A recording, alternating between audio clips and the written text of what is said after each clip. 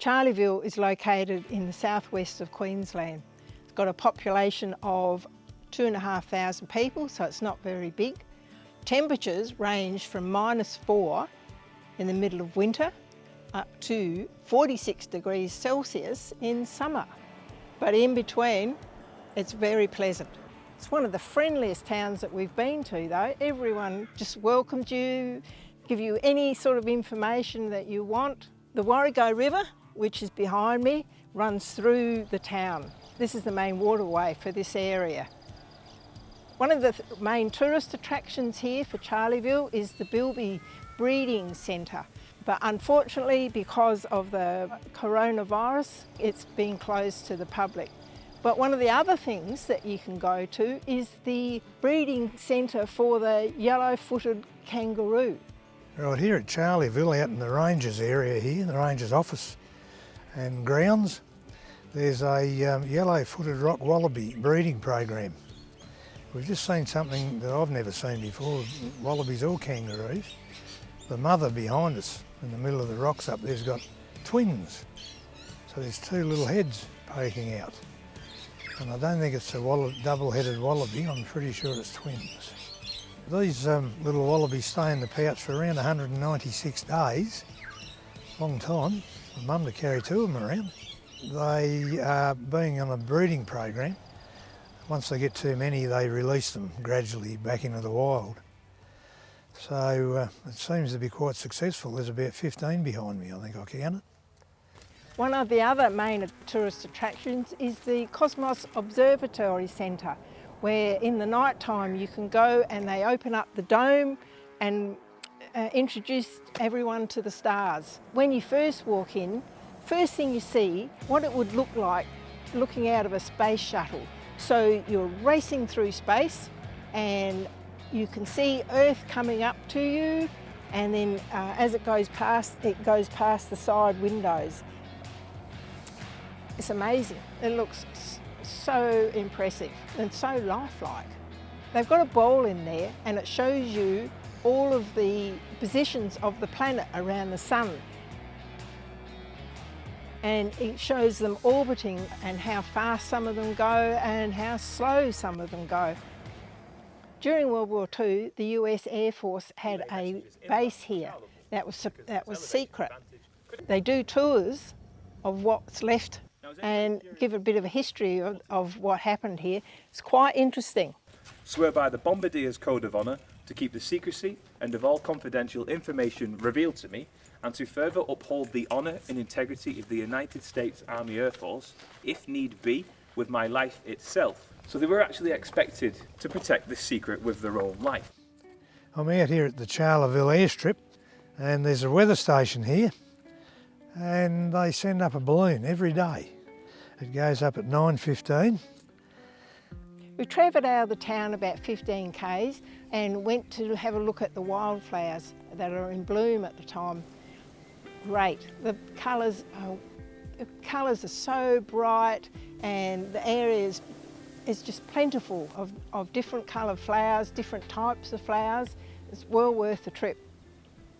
I'm standing here on the road into Charleville, about 30 kilometres out. We're back in 2014 on a September day. A semi-trailer caught a light here. This guy, he was travelling south in his B-double truck with 53 tonnes of ammonium nitrate on it. Something happened in the truck and it flamed out across his windscreen, ran off the road into a creek, and the fires turned up, thought it was just a grass fire, and they were working with that. Some other truckies had turned up.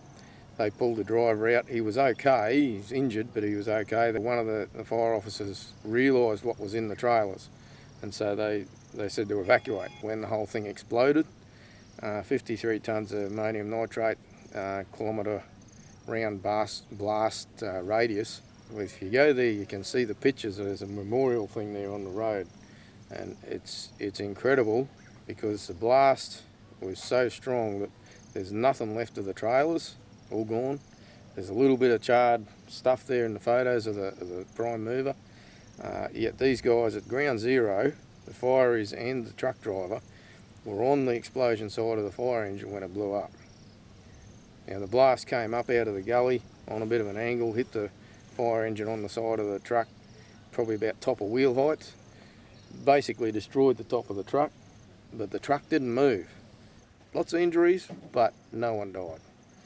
And what's the story with, I've heard a bit of a whisper about a page, one piece of the Bible that the driver had with him. Yeah, survived. as it turns out, that's why I say there might be some divine intervention there, because I believe there's miracles involved here, because this man, I understand that this man was a Christian man, a young man, and he carried a Bible in his lunch pack with him in the truck all the time. And a good friend of mine who's in the SES, he was there, and he was telling me that they had to search for logbook remains, obviously because it's a truck accident. They couldn't find anything except way over in a tree somewhere. There's a little fragment, a page, a rice paper page, and it is Psalm 23, and it's about the Lord is my shepherd and he'll rescue me. Yep. He really rescued him that day. Yeah, somebody was looking after him. They all lived to tell the story. Behind me, some very interesting articles. They're called a Steveiger cannon, a Vortex cannon. In 1902, this whole area was in a really bad drought, and these cannon were brought here by a renowned meteorologist, Clement Ragg. Now, Mr. Ragg told everybody that he could make rain out here, and he brought these with him. They'd been tried in Europe to keep the hail away from crops, evidently successfully. I don't know how, but anyway, here they are.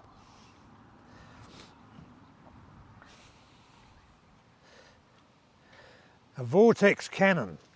In 1902, he set stacks of them up all around this town, and the big day arrived, and they're going to fire into the sky and make rain.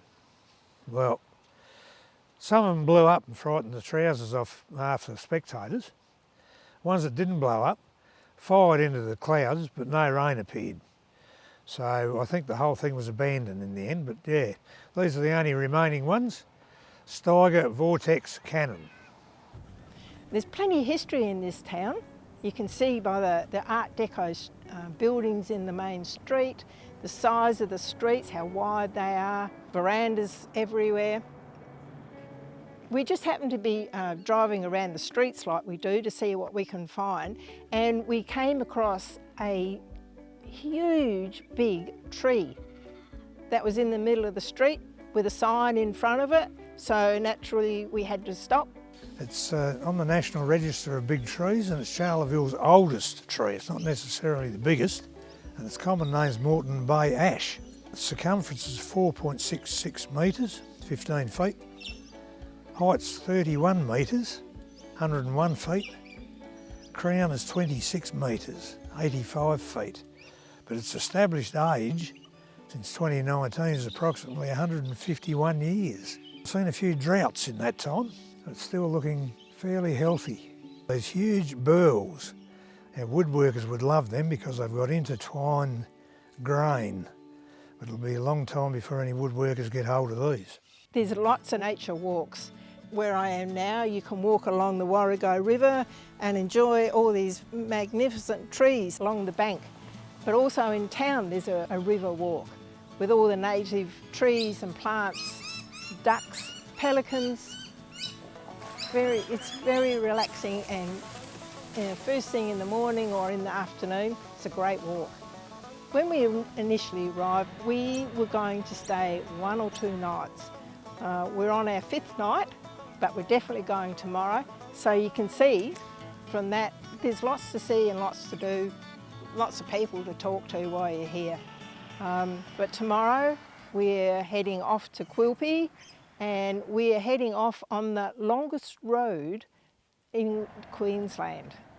Diamantina Developmental Road, which is the longest road in Australia, goes through to Quilpie, Windora, Bedourie, Boulia and up to Mount Isa. It's 1,334 kilometres long.